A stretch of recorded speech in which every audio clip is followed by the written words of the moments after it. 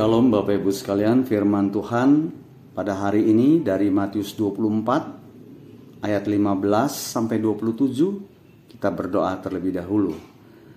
Bapa di surga, hamba-Mu mohon berkat-Mu supaya pembacaan firman Tuhan, perenungan firman Tuhan menjadi makanan rohani buat kami jemaat-Mu.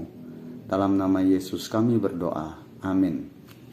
Ya, saya bacakan dari Matius 24 ayat 15 sampai 27.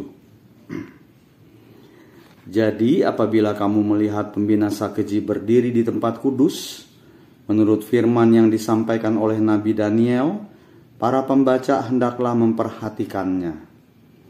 Maka orang-orang yang di Yudea haruslah melarikan diri ke pegunungan. Orang yang sedang di peranginan di atas rumah janganlah ia turun untuk mengambil barang-barang dari rumahnya. Dan orang yang sedang di ladang janganlah ia kembali untuk mengambil pakaiannya. Celakalah ibu-ibu yang sedang hamil atau yang menyusukan bayi pada masa itu. Berdoalah supaya waktu kamu melarikan diri itu jangan jatuh pada musim dingin dan jatuh pada hari Sabat. Sebab pada masa itu akan terjadi siksaan yang dahsyat, seperti yang belum pernah terjadi sejak awal dunia sampai sekarang, dan yang tidak akan terjadi lagi. Dan sekiranya waktunya tidak dipersingkat, maka dari segala yang hidup tidak akan ada yang selamat. Akan tetapi oleh karena orang-orang pilihan, waktu itu akan dipersingkat. Pada waktu itu jika orang berkata kepada kamu, lihat, Mesias ada di sini, atau Mesias ada di sana, jangan kamu percaya. Sebab Mesias-Mesias palsu dan nabi-nabi palsu akan muncul, dan mereka akan mengadakan tanda-tanda yang dahsyat dan mujizat-mujizat, sehingga sekiranya mungkin mereka menyesatkan orang-orang pilihan juga. Camkanlah, aku sudah mengatakannya terlebih dahulu kepadamu.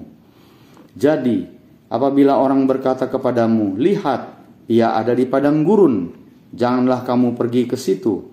Atau lihat, ia ada di dalam bilik, janganlah kamu percaya.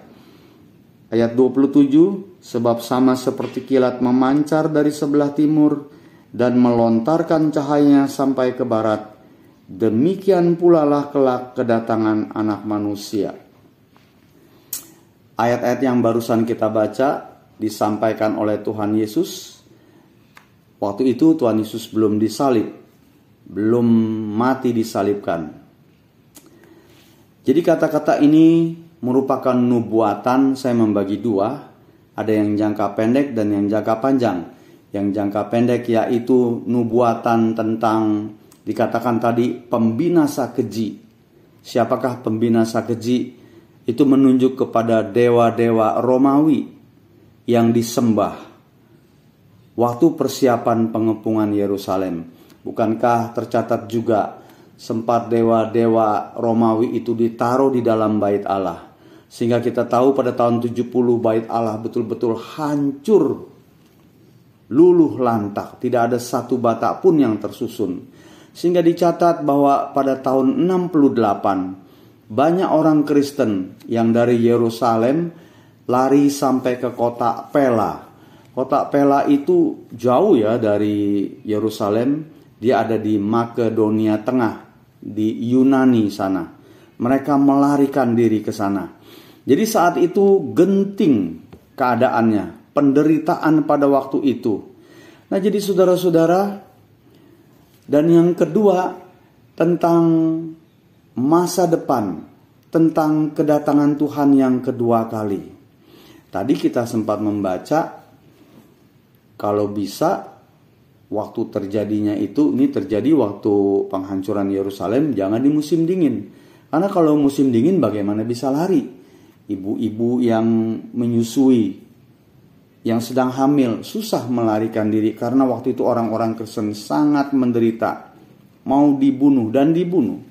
Dan juga jangan jatuh hari Sabat. Di dalam Injil Matius memang ditujukan untuk orang-orang Yahudi. Karena kalau hari Sabat ada peraturan tidak boleh jalan jauh-jauh, dekat saja. Tapi firman Tuhan berkata, pada keadaan kepepet saat itu kamu boleh pergi jauh, lari, menghindar. Dan yang kedua, tentang nubuatan Yesus Kristus akan datang kembali ke dalam dunia ini kali yang kedua. Dikatakan bahwa kedatangan anak manusia, kedatangan Yesus Kristus tidak akan dirahasiakan, tapi terbuka dengan tiba-tiba. Bukankah tadi kita mencatat, sama seperti kilat memancar dari sebelah timur dan melontarkan cahayanya sampai ke barat, demikian pula lah kelak kedatangan anak manusia.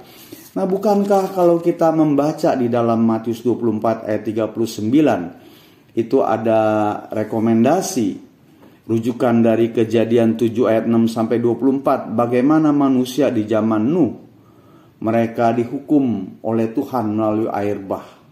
Nuh sudah menyampaikan supaya bertobat masuk ke dalam bahtera, tapi tidak ada yang bertobat. Demikian juga halnya dengan kedatangan Yesus Kristus, Bapak Ibu sekalian.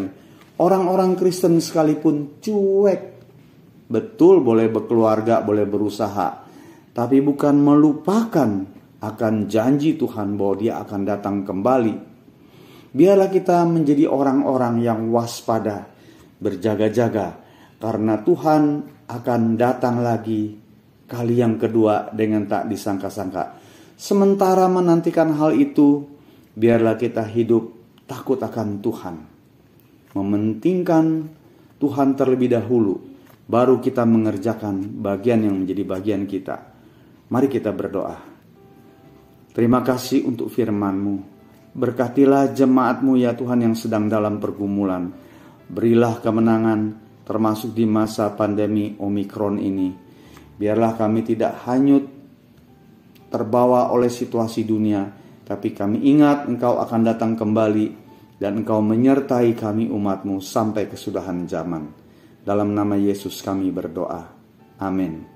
Tuhan memberkati.